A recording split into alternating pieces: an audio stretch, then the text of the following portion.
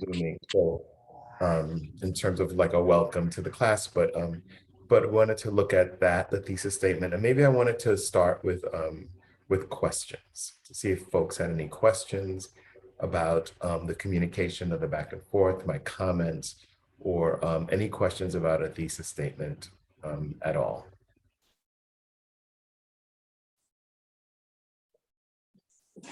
I don't have any question, but do you have, I know you mentioned something about like a map for English class. Do you have one that you can provide to us, like remind us about the introduction, the thesis statement, the three-parted paragraph? Oh, okay. I mean, that was the handout. That was one of the things that the handout that it gave in there about writing an essay. The handout Okay. is in Blackboard. Okay. I'm just gonna take a moment and ask Victor, because Victor sometimes also has some supplemental resources through the Writing Center that might be available to us as well. Yeah, I can provide some like draft outlines for introductions and body paragraphs as well. Yeah, the Writing Center has different resources that they use or tools they use when they work with students. So let's see, how do we get that? Victor, can you put them, are you able to open things on, put things in course content? Or I can open a course content and then you can upload it there.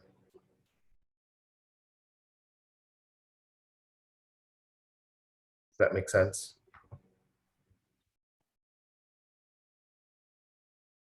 Oh, I'm sorry. Can you hear me? Yeah. Oh, sorry. Yeah, something happened there. I've never tried to get, never put anything myself onto course content, but I have everything accessible now, and I can always provide that. So we can try later today for me to upload it. Yeah, or you can email it to me and say, here are the documents, Professor, Yeah. and I can put them on. That might Sounds be perfect. that might be an easy way to do it. Okay, sounds great. Okay. Thank you.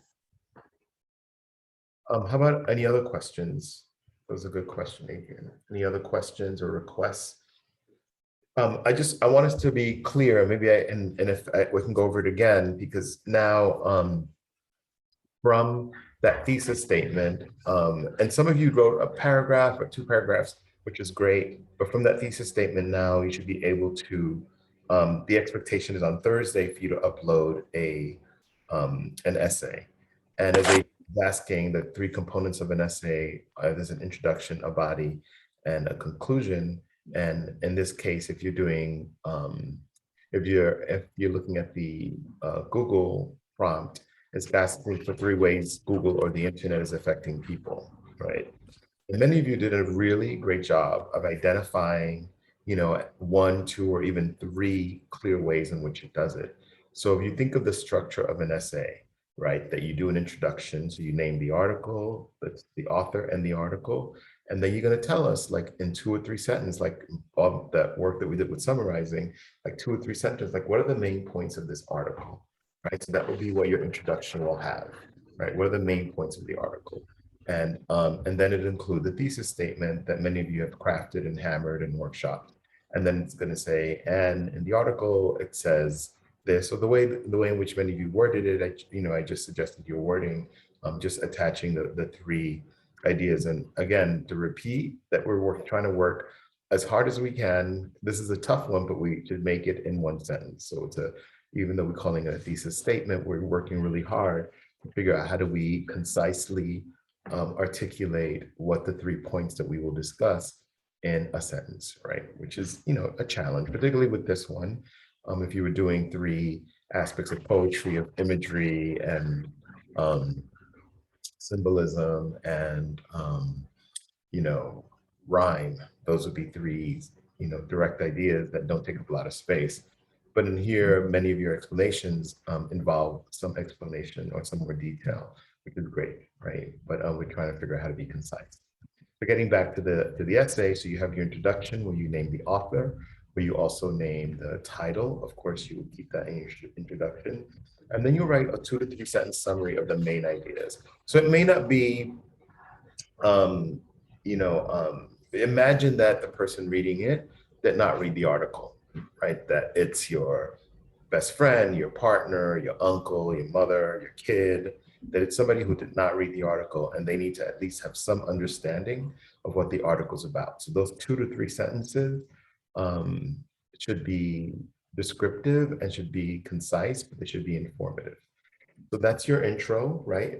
You name the author, you name the article, you give a summary of the article that you're writing about, and then you give your thesis statement. And again, doesn't have to be in that order, right? Some folks start out with a thesis statement, and the article by Nicholas Carr, you know, it explores the way internet is affecting people through three different ways. The article further speaks about, this idea and that idea. The summary can come later as well. So I don't want you to feel like rigid or you got it right, or you got it wrong, or thesis at the beginning was at the end. It has to be able to work with the paragraph, right?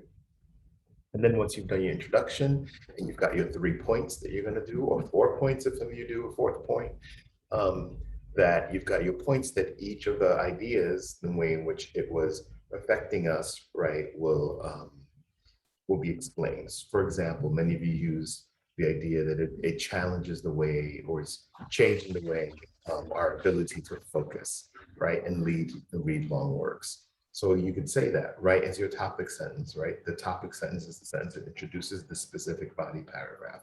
And so you'll say something like, one of the ways in which the internet is affecting people is challenging our ability to focus. The author means is this, that we can't read long works. Da, da, da, da.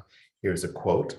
The quote says X, and then you explain how that quote relates to your topic statement, and then you wrap it up. So, therefore, what the author has shown is the way in which the internet is affecting our ability to focus and read long works, right? That would be one body paragraph. And then you would do a second one on the other point, the third one on the third point, and you will stick to each point, right, in each body paragraph. So right now, we're not crisscrossing. You're not going to talk about all 3 of them at the same time. You're going to specifically identify, discuss, and support each point that you're making.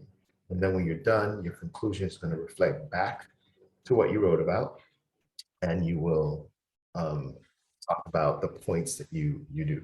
In conclusions, you shouldn't be introducing a whole new point. That would be a separate body paragraph if you were doing that. Or, and at this point with what we're doing is with this essay, I don't think I have made this point, but it should not be written in first person, right? So it shouldn't be like I this, or I feel, I agree, or any, those are different kinds of essays, and we'll attempt some of those, or we'll assign some of those later on in the semester. But for right now, you're doing an expository essay, which is really you examining a work and being able to talk about that work, right? And I know it's you writing, so you don't have to say I understand or I believe any of these things. You just can talk directly to it. The article says, the author shares, those kind of, use that kind of language of it. And, and is using the I wrong? No, because I think that's how we express ourselves, but we're just basically learning how to write academically. And so sometimes it's just different ways of expression, right? Different ways of being able to communicate. And so it's always good to learn new ways to do things, right? So any other questions regarding the assignment that's due on Thursday to the essay?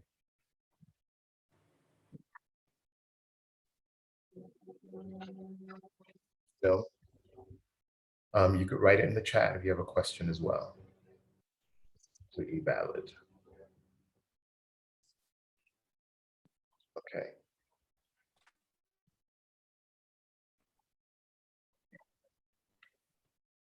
Second. Just checking.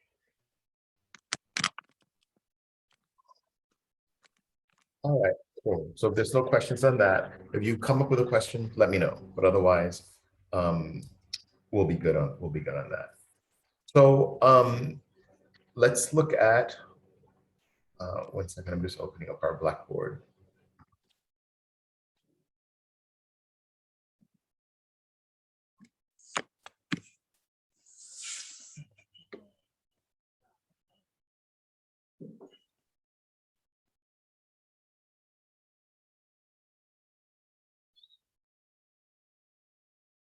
Bear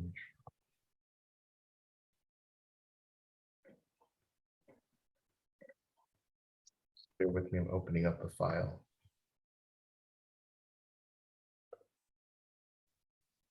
And I'm sorry for that background noise.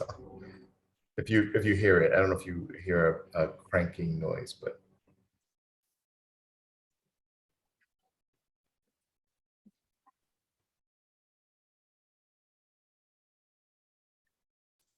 okay. So let's switch gears a little bit and let's talk about the other homework assignment, which was to read the introduction to the fire this time and to respond to Jasmine Ward's the question on Jasmine Ward, right? So just so folks can know, I asked you to read the introduction to the fire to the introduction to the fire this time, and in one paragraph to answer in Jasmine Ward's introduction to the anthology of the fire this time, talks about how Black lives have systematically been devalued for hundreds of years. Just how do you understand what she means by that? Not based on what we know, not based on what we hear in the news, not even based necessarily on our own life experience for many of us, but based on the essay.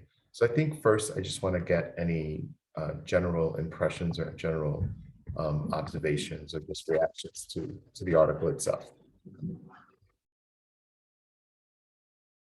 What do people think?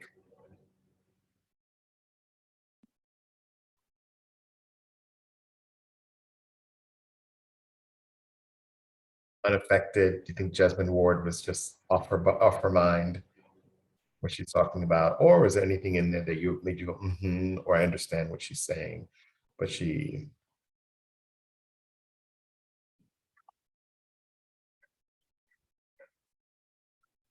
none?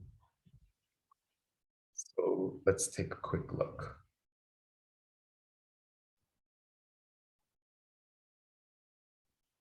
So before we go into this, I want to just recall a little bit of last week. And so last week, two of the things that we discussed last week, we saw the video by Nas, and when he was talking about how travel changes you, and talked about the idea of acceptance. And we had a great conversation about that, right? The idea of learning beyond your own experiences, right? That we all were children at one point in our lives, and we had parents, and we had guardians, we had people that took care of us and helped raise us. And some of us went to religious institutions, churches or synagogues or mosques, and had different instruction and got different information. And then we began forming our beliefs and our ideas off of those. And so what Nas was talking about how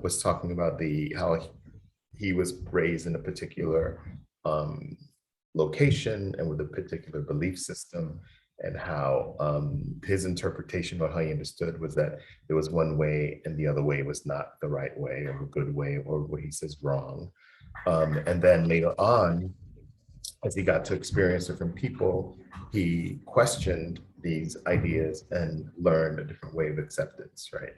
And then Chimamanda Adichie Ngozi talked about the idea of the danger of the single story. And many of you wrote beautiful paragraphs on the danger of the single story, like what was she talking about? And in class, we discussed the idea that if you believe only one idea, if you only believe the stereotype, the problem with stereotypes is not that they are untrue, but that they are incomplete, right? They don't really say everything about a person. And she talked about the misconceptions people had about her as coming from Africa, speaking of Africa as if it was a country, not a continent, made up of many countries, but also with many assumptions about about the language she spoke, about the culture that she was involved with.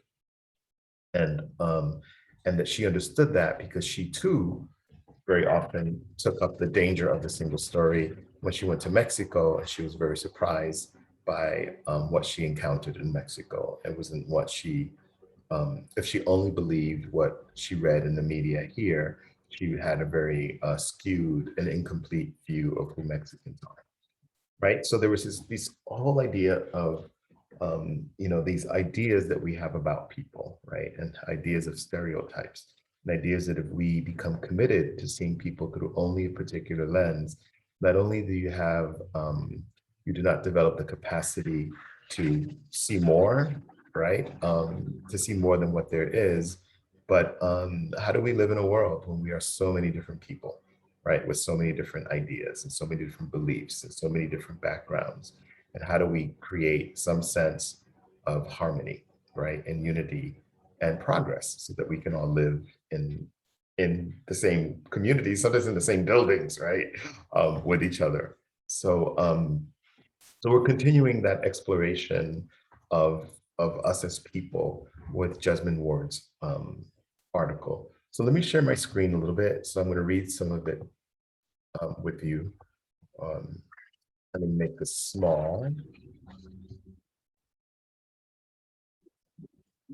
So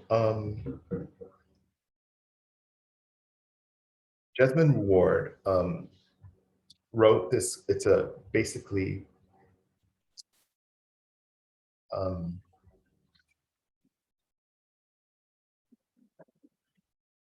um, the she got together a group of writers to talk about, and I mentioned this in the last class, but I'm going to repeat it because in case you weren't here. So the title of the collection is called The Fire This Time, and we're going to read an article, one of the articles in there. But The Fire This Time harks to a James Baldwin essay, and James Baldwin was a writer and a thinker, American writer and thinker, and also, and James Baldwin is harking to a biblical reference about, the idea of the destruction of the world by God through flooding, and that's the whole idea of the Noah and the Ark story we talked about last class. But the idea was it was destroyed by water, and the next time things go wild, it's going to be destroyed by fire, right? So that's a biblical story that James Baldwin is referencing in the essay. James Baldwin's background is that his father was a preacher. So in fact, there's a religious relationship from his background. And then we have today, or I should say, in 2012, Jasmine Ward writing putting together in 2016, actually, putting together the collection of Fire This Time of writers speaking about, how do we basically transform the world? That's what I think the essays and articles are about. Like given, there's the Michael Jackson song, "The Man in the Mirror," like, talk about changing the world, starting with themselves. And I think what Jasmine Ward was doing with her colleagues is saying, hey, let's come together and try to reimagine this world. Let's do an examination of what's happening in the world, and let's figure out how to do that. So here we go. This is the beginning. It says, after George Zimmerman shot and killed Trayvon Martin on February 26, 2012, I took to Twitter. I didn't have anywhere else to go. I wanted to hear what others, Black writers and activists, were thinking about what happened in Sanford, Florida. Twitter seemed like a great social forum, a virtual curia, a place designed to give us endless voice in declarations of 140 characters or fewer.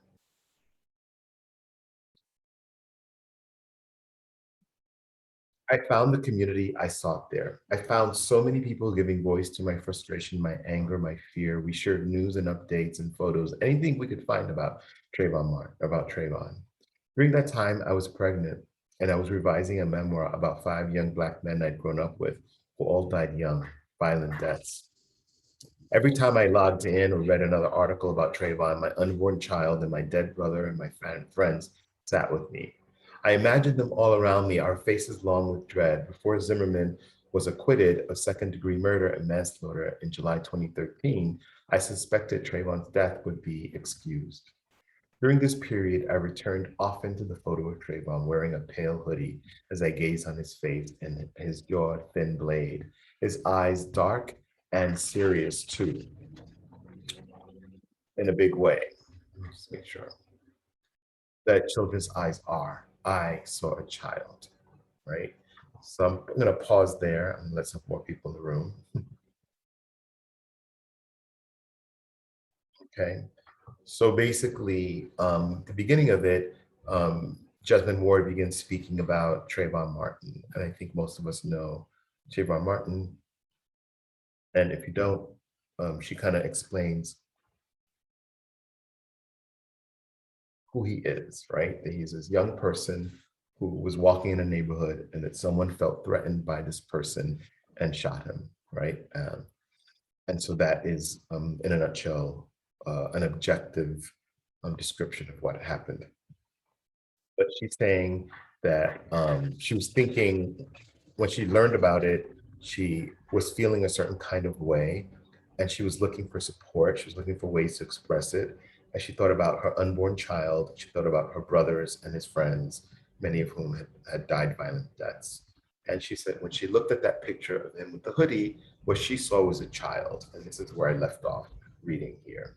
Okay, so I'm going to pick up reading here.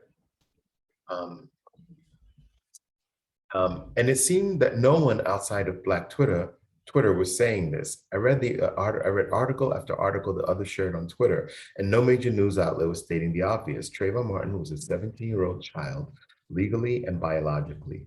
George Zimmerman was an adult shot and killed a child, while the child was walking home from a convenience store where he had purchased Skittles and a cold drink. Everything from Zimmerman stalking and shooting Trayvon to the way Trayvon was tried in the court of public opinion after his death seemed insane. How could anyone look at Trayvon's baby face and not see a child and not feel an innate desire to protect and cherish? All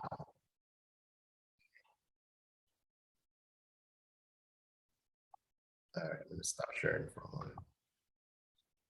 So in the article, what do you think about that? That she is talking about Trayvon Martin as a child. Why do you think she's doing that?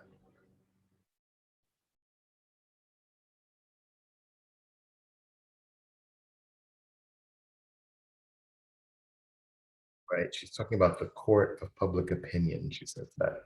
That's just whatever we think, I can go down a different rabbit hole. We, in this class, believe it or not, I was thinking about this yesterday. One of the first essays we read in this class was by Colin Powell, right? The story about the young person growing up in the Bronx and flying the kites with the razor blades and, speaking Yiddish, right? That was a childhood story by Colin Powell. And he passed away yesterday, right? If any of you saw the news, he was 84 years old and he died of complications from corona. And that was Colin Powell. So somebody who began our semester, we, passed away, unfortunately due to COVID. We could have a whole discussion, but there's, the court of public opinion around who Colin Powell was.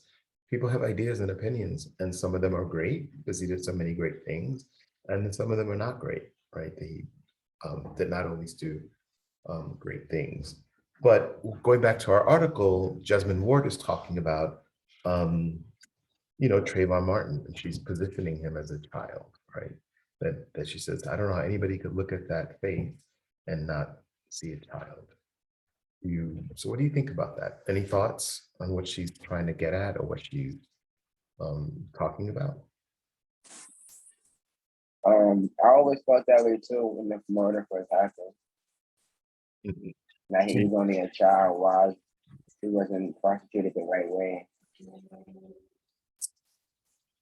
Yeah, so you see him as a child, right? Somebody who's going to Yeah. the store to buy Skittles and drink. Have his own juice. That's a child. That's what my son bought. Mm-hmm. Oh, thanks. Yeah, so let's look at how she's starting that, right? She's starting from a personal place, right? Talking about how she felt. She goes to Twitter and then she begins to think, right? She's starting to create a profile of Trayvon Martin. So let me read a little more. Unless someone else has a comment. Okay, so she goes, and then I realized that most Americans did not see Trayvon Martin as I did. Trayvon's sable skin and his wide nose and his tightly coiled hair signals something quite different for others. Zimmerman and the jury and the media outlets who questioned his character with declarations like he abused marijuana and he was disciplined at school for graffiti and possessing drug paraphernalia. So Trayvon as nothing more than a wayward thug. They didn't see him as an adult human being either, but as some kind of ravenous hoodlum perpetually at the mercy of his animalistic instincts. Although this was never stated explicitly, his marijuana use and adolescent mischief earned this hoodlum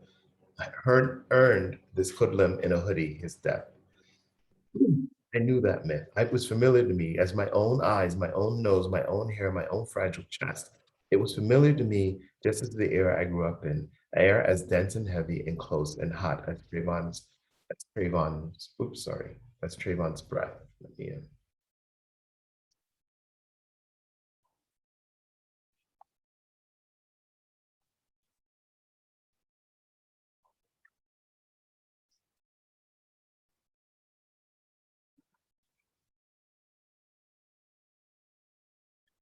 Before Zimmerman shot him, right?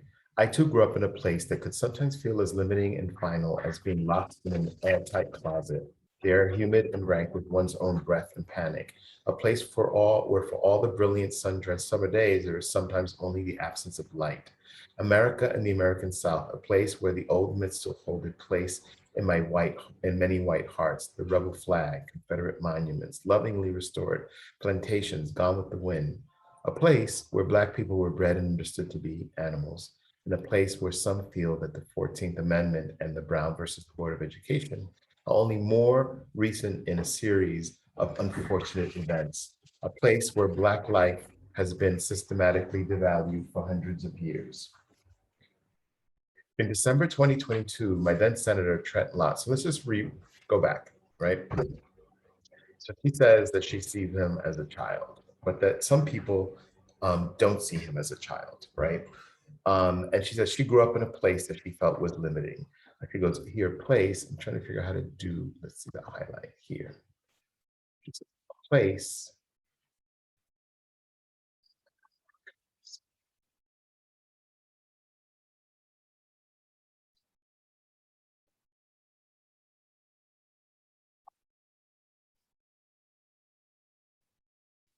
A place where for all brilliant, sure sundered rays, or sometimes the absence of light, right?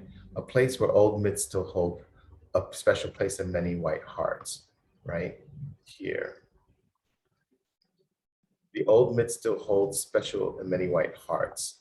The rebel flag, right? The Confederate monuments, lovingly restored, plantations, gone with the wind, a place where Black people were bred and understood to be animals, right? A place where some feel the 14th Amendment and Brown versus the Board of Education are only the more recent in a series of unfortunate events, a place where Black life has been systematically devalued for hundreds of years. In December 2022, my then Senator Trent Lott attended a function honoring the outgoing Senator Strom Thurmond, who is famous for opposing the Civil Rights Act of 1957. So strenuously, he conducted the longest lone filibuster ever, one that lasted 24 hours and 18 minutes. At this event, Trent Lott, who is from a small town in the Mississippi Gulf, around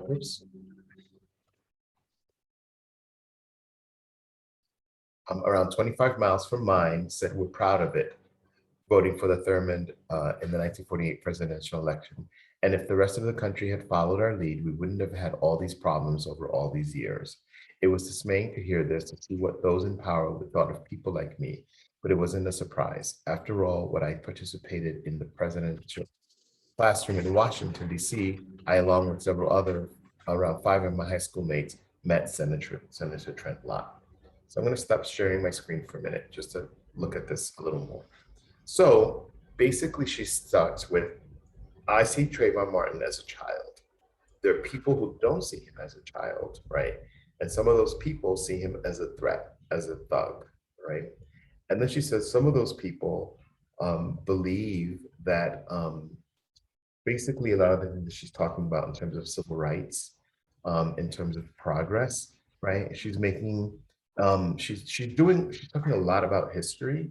And so a little bit of what we know, if we don't know, but you would know for this country is that the slavery was everywhere, right? But slavery was particularly big in the South, the southern states of this country. And the idea of the Civil War in and of itself was because there were people in this country that felt slavery was wrong, right? And there were people that felt that were okay with it. They were okay with slavery, right? And when she talks about that, some of the thinking, of those people at that time, that what they would think, that they would say a Black person isn't a person, right? The Black people were part animal, right? They were 3/4 human. These were the ideas, that they're wrong ideas, but sometimes they had to believe that because the way in which they were treating other human beings, to really take in and really accept that these are other human beings, you probably would not behave that way.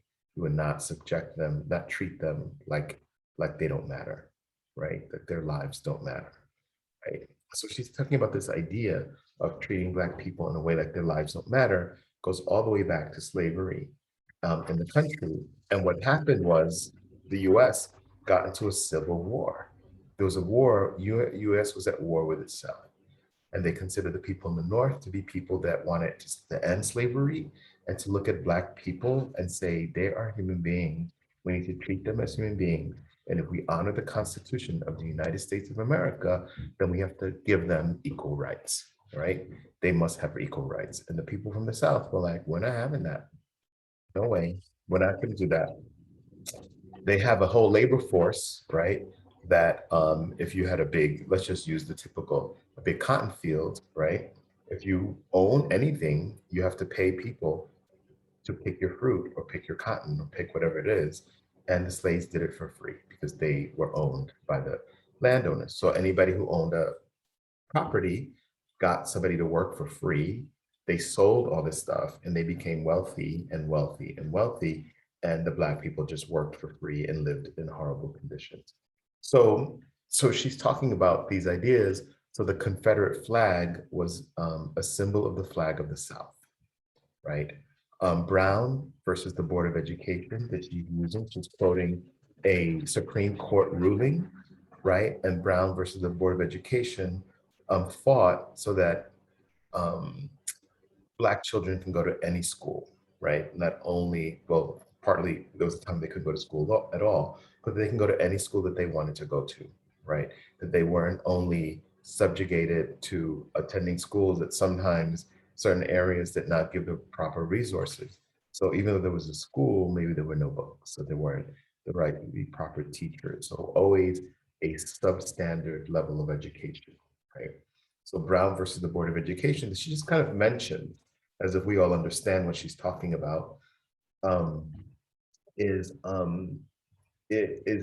particular ruling that desegregated schools so that children go to different schools, they don't have to be separate. So in the beginning of the class, we talked about any essay that we read, right? That not only do we have to understand the vocabulary, but we have to understand the context. We have to understand the information the writer is not providing. So the fact that she just says Brown versus the Board of Education doesn't really explain what that is. And I'm taking the moment to explain. Maybe some of you said, what is that? And you looked it up and you know. So hopefully you're saying, all right, professor, you're just repeating something I already know.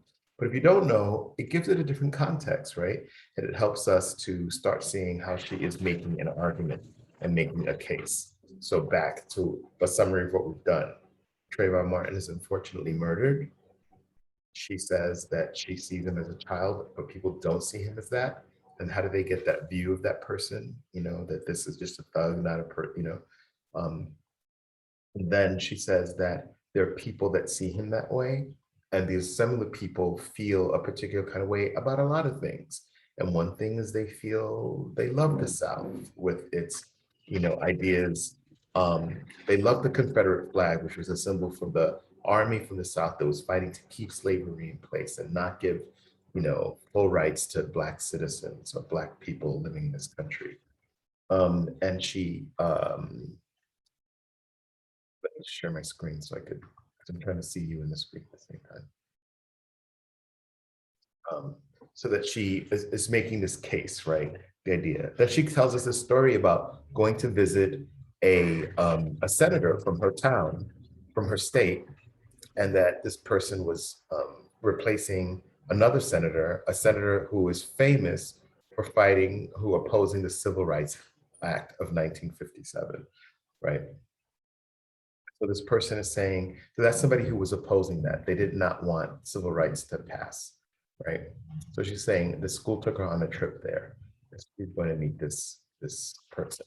So she says, my schoolmates were white, I was not. Trent Lott took a whip as long as a car off his office table where it lay coiled with and shiny brown, and said to one of my male schoolmates who grinned at Lott enthusiastically, let's show him how us good old boys do it. And then he swung the whip through the air and it cracked above our heads again and again.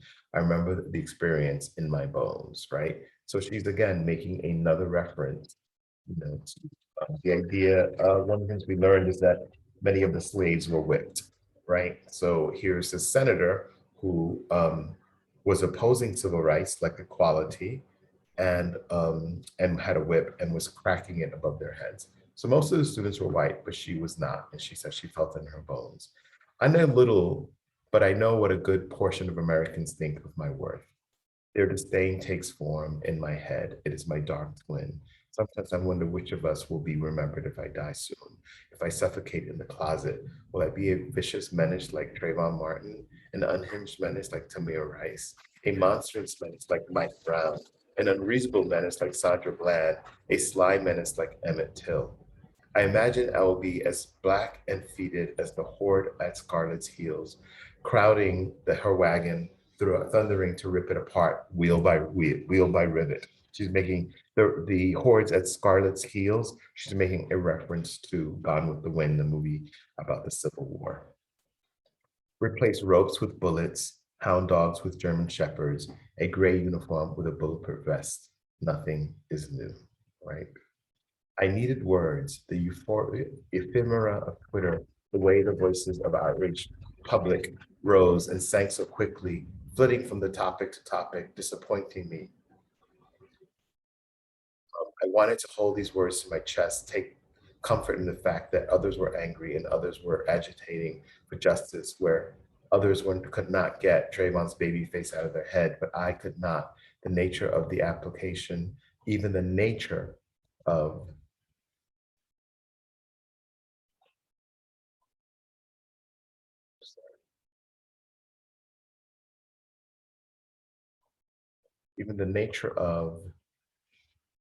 quality journalism of the time, with so much of it published online, meant that I couldn't go to one place for it all. I couldn't fully satisfy my need for kinship in this struggle. Commiserate with others to find a way out of that dark closet. In desperation, I sought James Baldwin. I read Baldwin's essay Notes of a Native Son while I was in my mid-20s, and it was a revelation. I'd never read creative nonfiction like Baldwin's, never encountered his kind of work that seemed to see me, to know I needed it. I read it voraciously, desperate for the words on the page. I needed to know that someone else saw the myriad injustices of living while Black in this country, that someone so sharp and gifted and human could acknowledge it all and speak on it again and again. Baldwin was so brutally honest. His prose was frank and elegant in turn, and I returned to him annually after that first impression forming read. After around the year after Trayvon Martin's death, the year in which Black person after Black person died and no one was held accountable, I picked up the fire next time and I read, you can only be destroyed by believing that you really are what white world calls a nigger. I tell you this because I love you, and please don't you ever forget it. It was as if I sat on my porch steps with my wise father, a kind present uncle who said to me, told me I was worthy of love, told me I was worth something in the world, told me I was a human being. I saw Trayvon's face and all its words blurred on the page. It was then that I knew I wanted to call on some of the greatest thinkers and extraordinary voices of my generation to help me puzzle this out. I knew that a Black boy who lives in the hilly deserts of California, who likes to get high with his friends on the weekend and who freezes in a prickly sweat whenever he sees blue lights in his rear view, would need a book like this. A book that would reckon with the fire of rage and despair and fire and fierce protective love currently sweeping through the streets and campuses of America. A book that would gather new voices in one place in a lasting physical form and provide a forum for those writers to dissent, to call, to account, to witness, to reckon.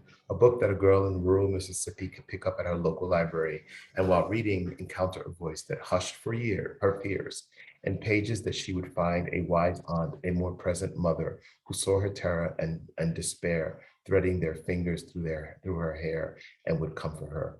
We want to tell her this: you matter. I love you. Please don't forget it. Right? So that's the end of the section that I wanted us to.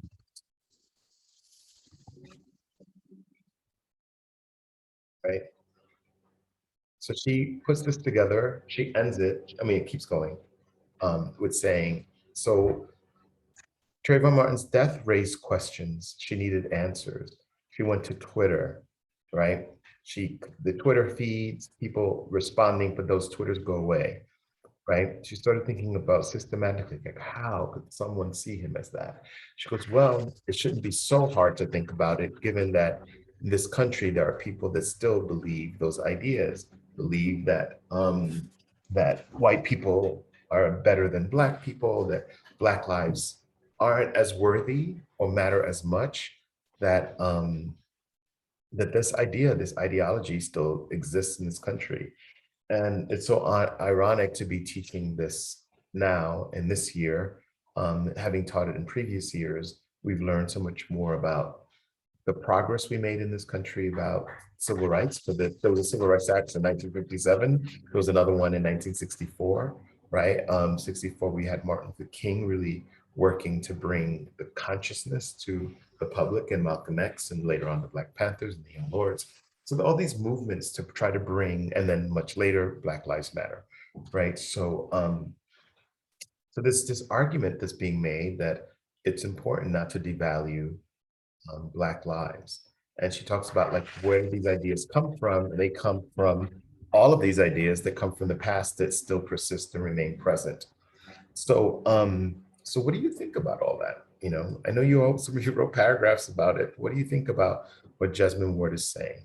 You know, that she put this collection together because she needed to have a conversation and make a document so that we could read it and have an experience and have a place to learn.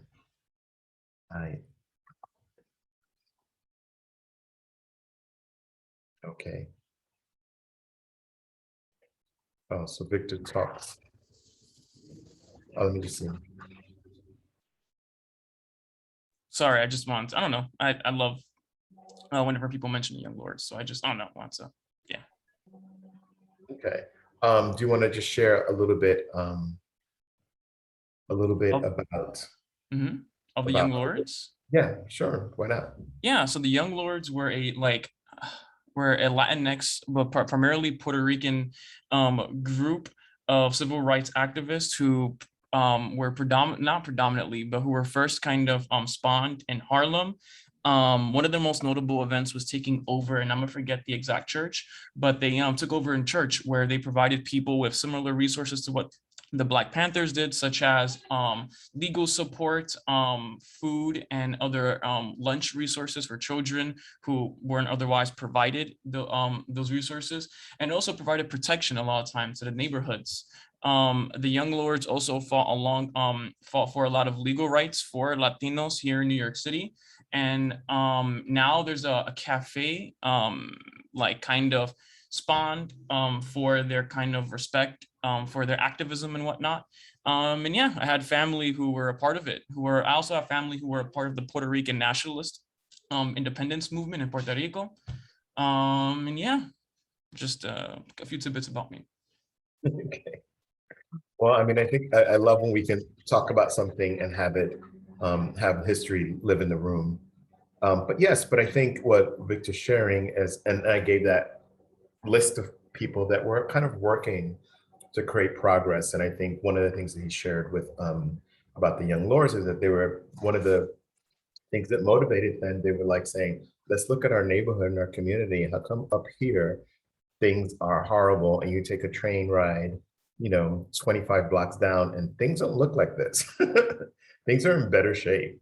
And so many of the acts, one of the other famous acts is the city wasn't collecting the garbage up in Harlem. And so when you don't have garbage laying around, you have it laying around, it also attracts more rats. So it's like this compounded social ill, and it was looking at, in terms of value, like the lives of the people who were living in the power system did not think they were important enough to getting the garbage.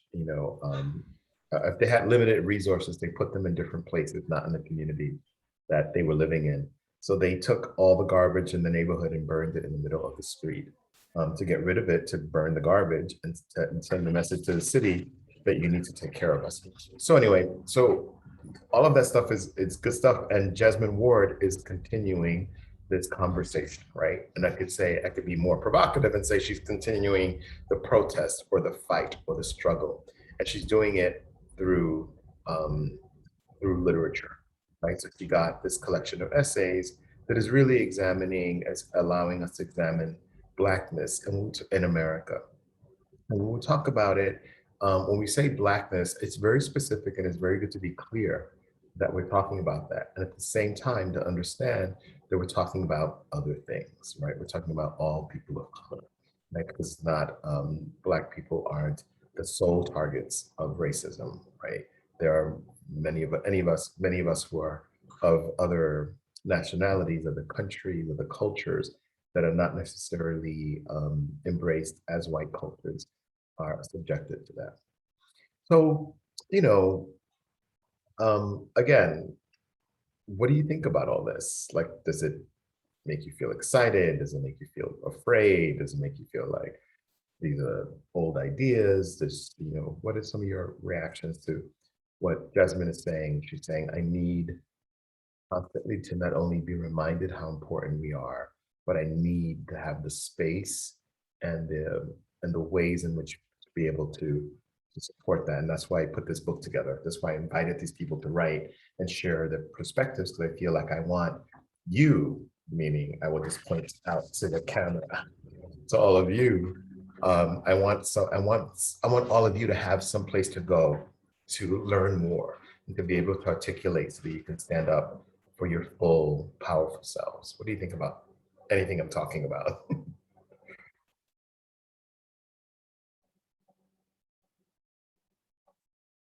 Does it sound good? Well, good afternoon, Professor. Hey. I don't know. I mean, this is like a very deep subject, and I'm gonna talk about my experience. I mean, the first time that I felt racism, it was when I came to USA, because back in my country, I mean, we don't have that much. And when I moved here, I really felt it. I remember going to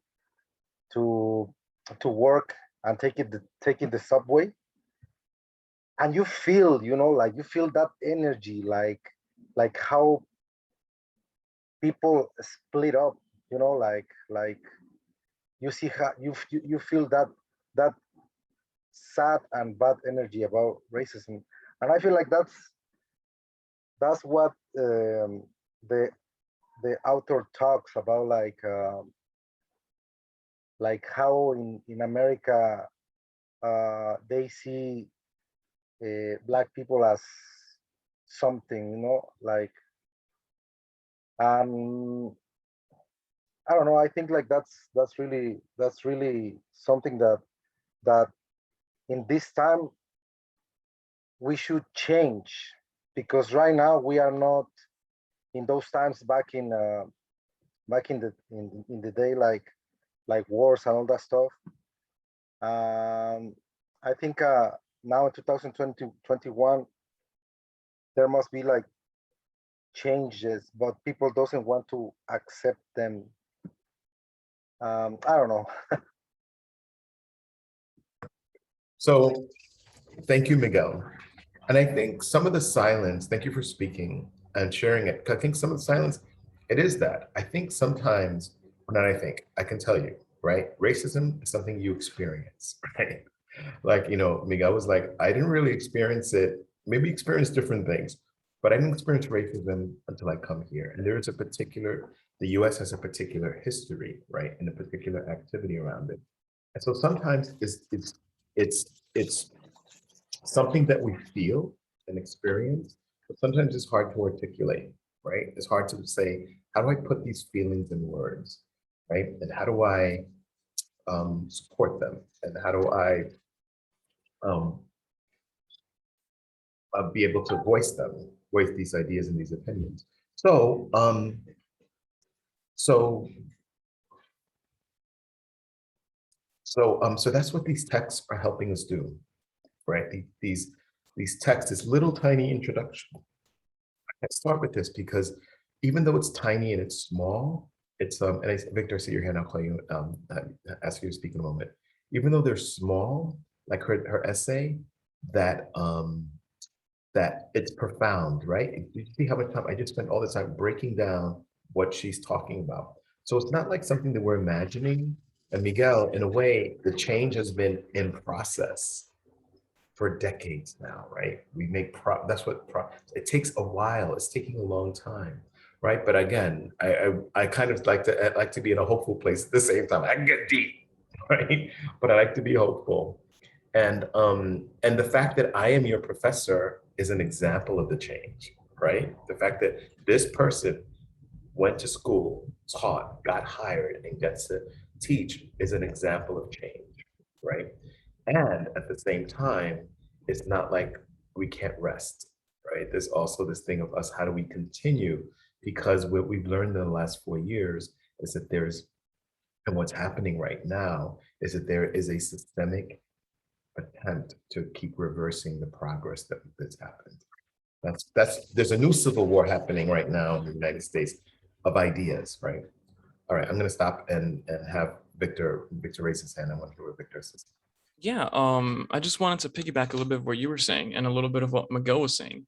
And I wanted to expand that consciousness slightly, right? Much like how Trayvon Martin was murdered and then didn't receive proper justice, we see this happening all the time whenever Black individuals or even people of color, right, are murdered in cold blood without any reconciliation or any understanding of their personhood, of their existence, right? But we need to understand that racism isn't something that is on an individual basis, right? Yes, there are individual people who are racist, and it's going to take a very long time to change their consciousness. Many of them are born into a society that is, founded on white supremacy.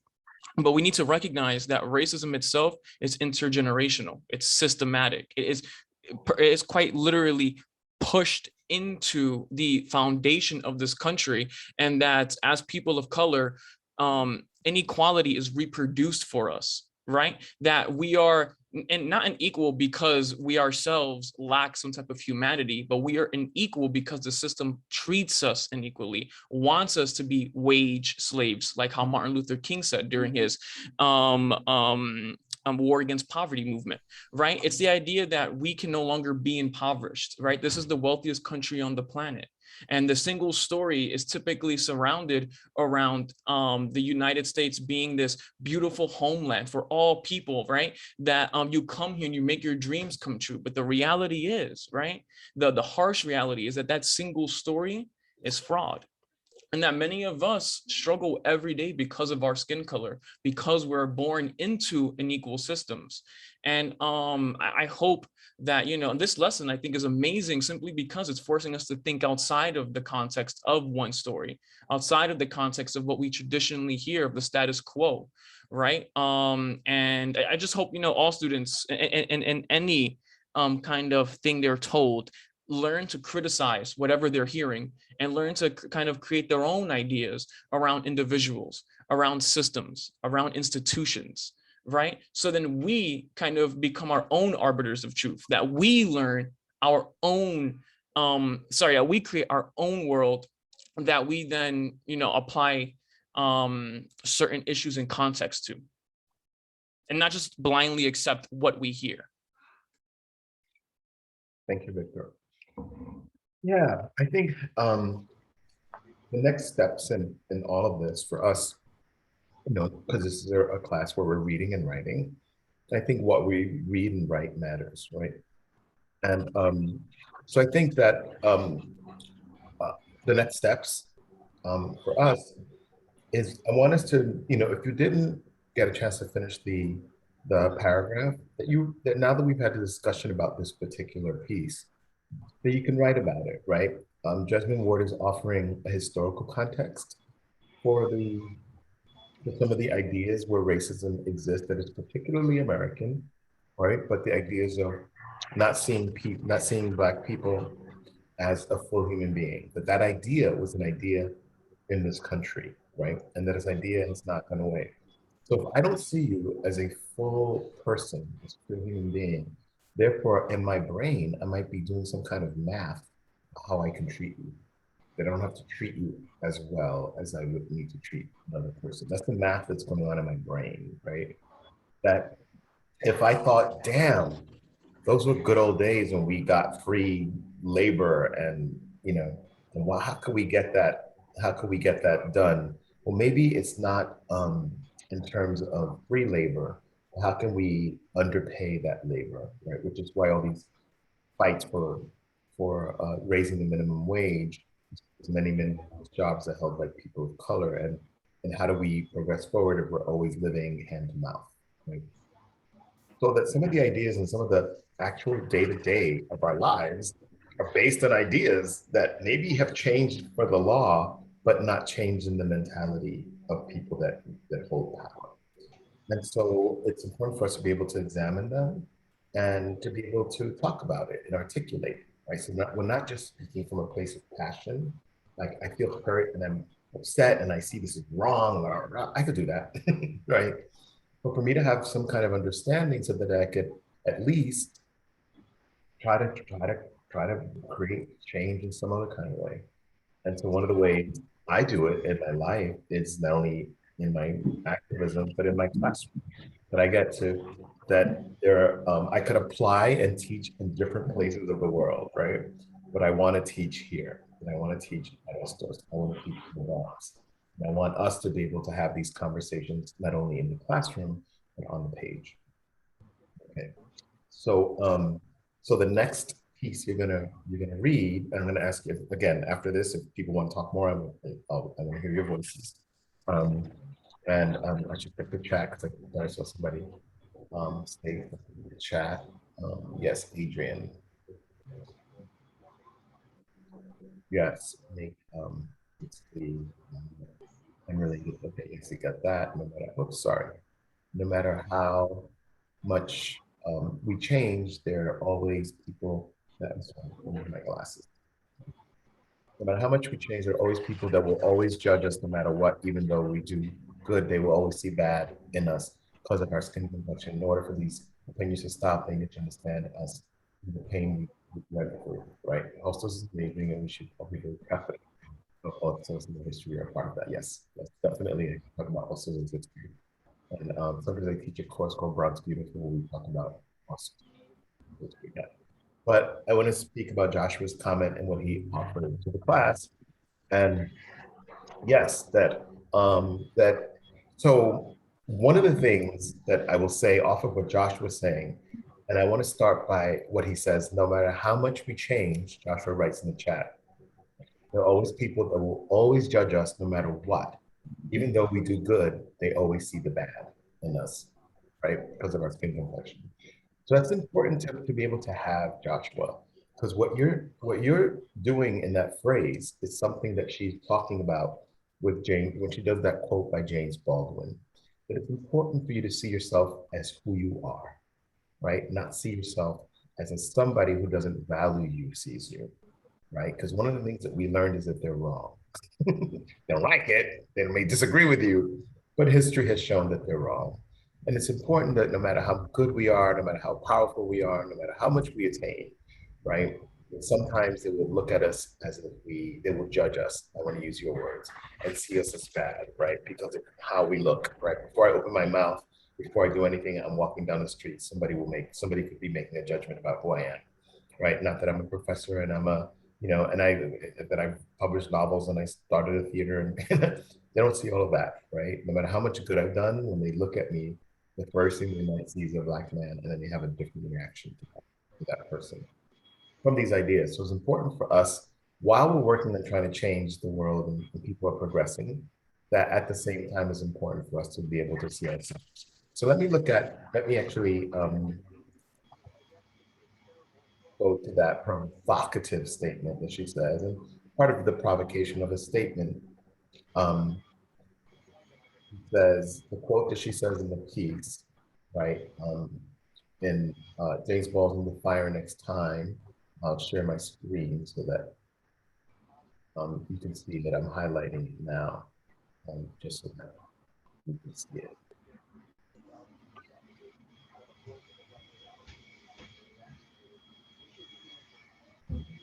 And so the phrase he says, let me share my screen and then I'll come right back just so you can see it while I read it. The phrase he says is that James Baldwin, she writes from his essay. She says, I read, you can only be destroyed by believing that you really are what the white world calls a nigger. I tell you this because I love you, and please don't you ever forget it, right? So he's saying in that phrase, I tell you, you can only be destroyed by believing that idea, right? I think that's what's going to destroy you. So you should know not to believe it. And he uses that word because nowadays you can say, and we know my first day of class, remember I was talking about racism and language and all that. And he uses the word nigger, right? And that's like a word that you don't even hear unless you're like in the hood, right? And people are like, you're my nigga, I love you, my nigga, my baby, that kind of stuff, right? Which is different way that is meaning in that piece, or in rap music, whatever, it's in there. But it's different than that, right? Because being called a nigger was somebody who was not civilized, somebody who was uncouth, somebody that was uneducated, all these ideas, that's what a nigger is. And James Baldwin says, how interesting. You say that about me? That's not who I am. That's not who I am. I know who I am. So I'm not going to believe you because now you're lying. And then I could say more. I think we're going to read more about him. And then he says, oh my gosh, so if you say that about me and that's untrue, that tells me something about you. Like, tells me something about you. This idea of a nigger, I don't think it has anything to do with me. It has everything to do with you and how you see the world in a skewed and incorrect way, right? So that's the power of that thing, that sentence that she pulls out of James Baldwin, is that sometimes, we hear all these things and, you hear messages and you start internalizing some of these ideas. So the next thing we will read one, now one of the, we could do a whole class, that could be another class on reading the whole book, right? But we're not gonna do that because we got a lot of things to do in the weeks that we have left together. So what we're gonna do is we're gonna read one more, just one chapter from this collection of essays. And it's the chapter is called White Rage, and it's by a woman named Carolyn Anderson. And so that's going to be the next reading that we will do. Then I think the week after that we'll be ready to read a James Baldwin essay. So I'll give you the heads up in case any of you want to read it in advance. So so let's go over the assignments because I know some of you are just like, tell me the assignment. I want to know the assignments. What do we got to do for the next to be ready for it? So to be clear, we're gonna do is Google making us stupid, right? Essay that's due on Thursday, right? It was originally going to be due today. It was going to do last Wednesday, but I felt we need a little more time to workshop a thesis statement to make sure that we're clear. So that's going to be due on Thursday. Then I'm going to do a similar thing. I'm going to have you read Carol Anderson's White Rage, and you're going to have a two-part writing assignment. You're going to have one to respond to a prompt from White Rage, and then it's going to be a short response, and we'll talk about that. Won't be due till Tuesday of next week comparing the two pieces to find out like what are they both saying? What is she saying about white rage? And it's about historical context, right? So those are going to be the next 3 assignments, right? So of the 3 assignments, one is going to be writing the essay for Is Google Making Us Stupid, which will be due Thursday. The second thing is going to be reading an essay by Carol Anderson called White Rage. And then connected to that reading is going to be answering a 1-paragraph prompt. And then you'll have another prompt that you will have a writing assignment to compare the introduction. That is going to be comparing the historical references. What are the historical references in both of the pieces, in both White Rage and in the introduction? Okay, is that clear? Alang, is it clear? Only because you're the biggest image I see on my screen. Repeat again. David. All right. Professor, Thank can you you. repeat Repeat the again. last part? Can you repeat the last part, please? Sure. Repeat everything. I will repeat everything.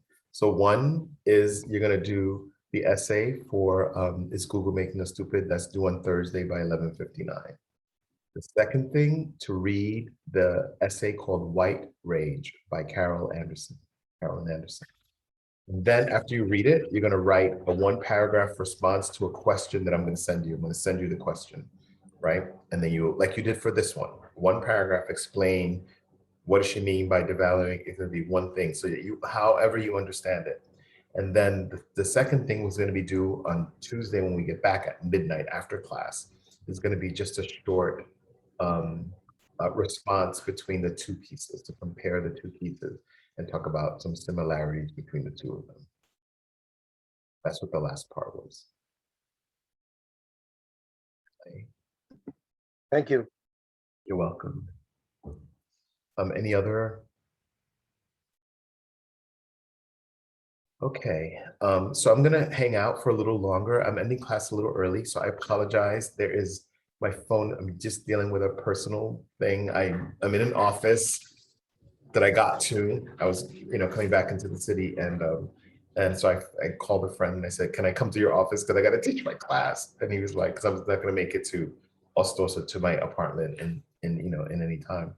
So so that's where I'm at now, and so I wanted to go over that stuff and give you all the assignments, and then I'll send you all an email just outlining the assignments. That's how you always do that, but I will do that. And Nishan, I will open up the discussions, but I'll do that also later today. Okay. So what time is it?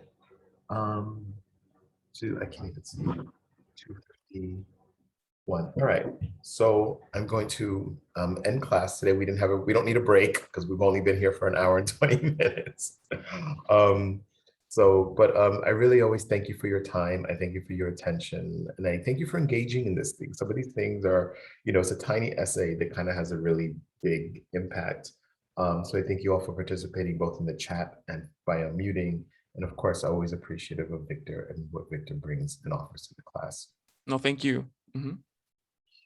So thank you all. I'm going to hang out if people have questions, but if we're not, go to your afternoon, and I'll see you all next week.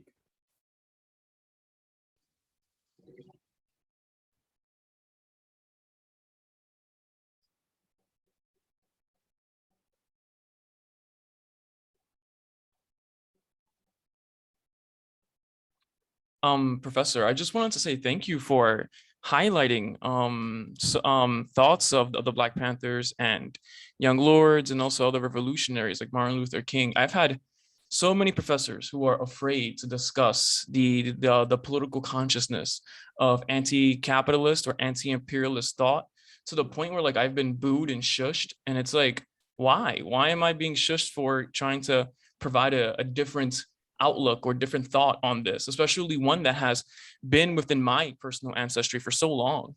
Mm-hmm.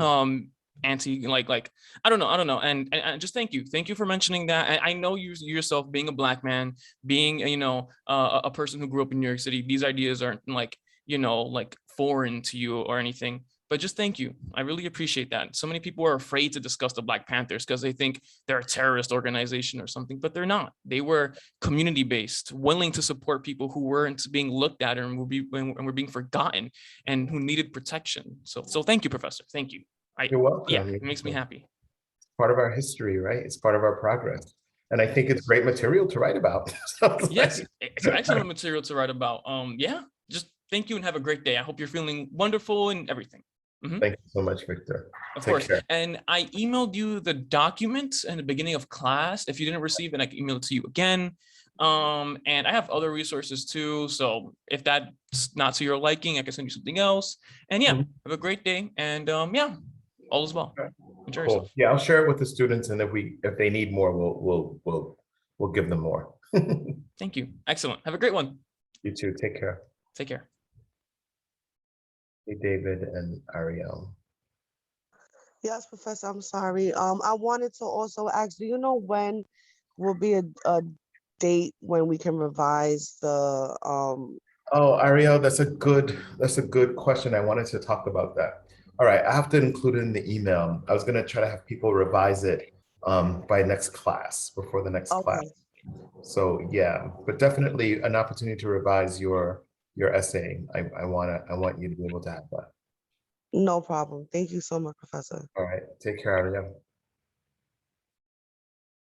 All right, David, if you don't have questions, have a good afternoon.